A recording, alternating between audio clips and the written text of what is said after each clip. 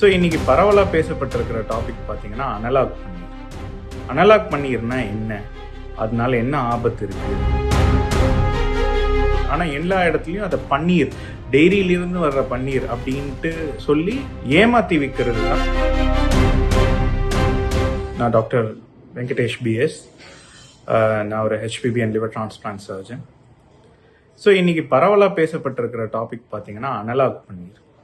Analogue பன்னீர்னா என்ன, அதனால என்ன ஆபத்து இருக்கு அப்படிங்கிறத பற்றி நிறைய ஆங்ஸைட்டி, நிறைய பேர் இந்த கொஷின்ஸ் கேட்டுட்டு இருக்காங்க.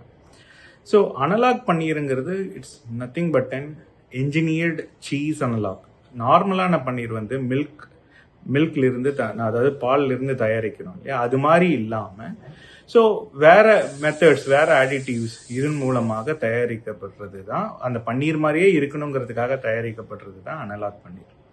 ஸோ இதில் என்னென்ன இருக்கும் அப்படின்னு பார்த்தீங்கன்னா, பேசிக்கலி ப்ரோட்டீன், இப்போ மில்க் ப்ரோட்டீன் தான் பன்னீரில் நிறைய இருக்கும். ஸோ அது இல்லாமல் like vegetable protein, like plant ப்ரோட்டீனோ இல்லை மற்ற ப்ரோட்டீன் வகையிலேருந்து ஒரு பிளெண்டோ, ஸோ அதெல்லாமே இல்லை சாய் ப்ரோட்டீனோ, இதில் எல்லாமே இருந்து இந்த சப்ஸ்டன்சஸ் இருக்கும். அது போக பார்த்தீங்கன்னா, அது இல்லாமல் ஃபேட்ஸ் பார்த்தீங்கன்னா நார்மலி மில்க் ஃபேட்ஸ் தான் இருக்கும். பட் இதில்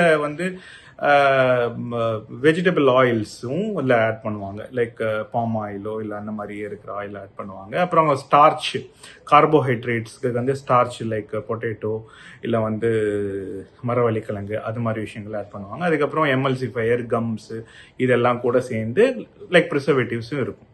ஸோ ஏன் இதை அனலாக் பன்னீர் தயாரிக்கிறாங்கன்னா, இது ஒன்றும் இல்லீகல் கிடையாது.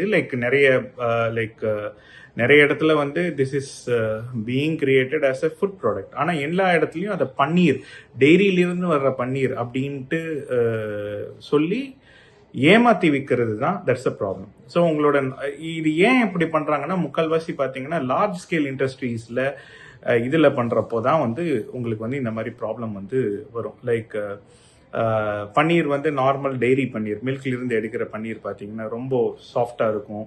It is not available. Like fry பண்ணால் திருப்பி ரீஹீட் பண்ணிகிட்டே இருக்க முடியாது, அண்ட் கொலன்னு குழஞ்சிரும். ஸோ அந்த மாதிரி நிறைய ப்ராப்ளம் இருக்கும். பட் இந்த பன்னீர் பார்த்தீங்கன்னா ஸ்டிஃபாக அப்படியே ரப்பர் மாதிரி நிற்கும், நீட்டான ஷேப்பில் இருக்கும், ரீஹீட் பண்ணலாம், கிரேவியை நல்லா அப்சர்வ் பண்ணும்.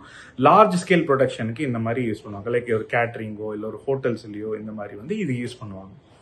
ஸோ இதனால் நமக்கு வர்ற ஒரு ப்ராப்ளம் என்ன அப்படின்ட்டு எல்லாருக்கும் புரிஞ்சுக்க வேண்டியது என்னென்னா, ஏமாத்தி இப்போ சொல்கிறது தான்.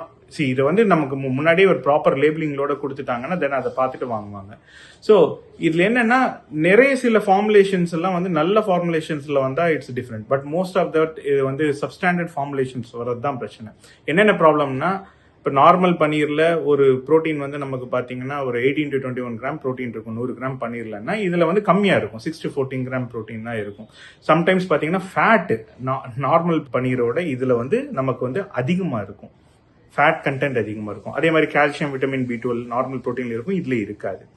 ஸோ இதுதான். ஸோ இதனால என்ன ப்ராப்ளம்னா, சப்ஸ்டாண்டர்டாக இந்த மாதிரி ரீஹீட்டட் ஆயில்ஸோ இல்லை இதெல்லாமே கூட சேர்த்து வர்றதுனால என்ன ப்ராப்ளம் ஆகும் அப்படின்னா, நம்மளோட கார்டியோவாஸ்குலர் ஹெல்த். ஸோ நம்ம ப்ரோட்டீன் ஹெல்த்தியான நம்ம இதுன்னு சாப்பிட்டுட்டு இருப்போம், ஆனால் அதில் அடிக்கடியாக ப்ரோட்டீன் வராது, ஃபேட் தான் அதிகமாகும். ஸோ ஃபேட் தான் இன்டேக் அதிகமாக இருக்கும். அதனால என்ன ப்ராப்ளம் வரும்? ஸோ ஹார்ட் ப்ராப்ளம் வரலாம், ஸோ அத்திரோஸ்க்ளரோசிஸ், டயபெட்டிஸ், இன்சுலின் ரெசிஸ்டன்ஸ், இந்த மாதிரி ப்ராப்ளங்கள்லாம் வரலாம்.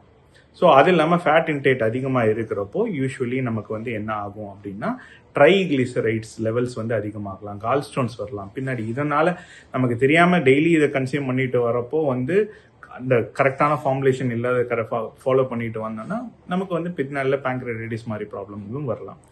ஸோ என்ன நமக்கு முதல்ல நம்ம பார்க்கறதுல, நம்ம ஸ்டாண்டர்டான ஃபார்முலேட்டடான ப்ராடக்ட் வாங்கணும். அதில் நமக்கு செக் பண்ணிக்கணும். ஸோ இது நான் டெய்ரியா, அதாவது பன்னீர்லேயே நான் டெய்ரின்னா மில்க் ப்ராடக்ட்ல தயார் பண்ணுறது இல்லை, லைக் வீகன்ஸ்க்காக. ஸோ அது இந்த மாதிரி தான் பண்ணியிருக்காங்க. ஸோ அதே மாதிரி லைக் அனலாக் இதெல்லாம் லேபிள் பார்த்து கரெக்டாக வாங்குங்க. இந்த லூஸில் கிடைக்கிறது அதெல்லாமே அன்ஃபார்முலேட்டடாக இருக்கும். ஸோ எவ்வளோ ஃபேட்டோ எவ்வளோ ப்ரோட்டீன் இருக்குங்கிறது நம்மளுக்கு தெரியாது. So this is what analog paneer is.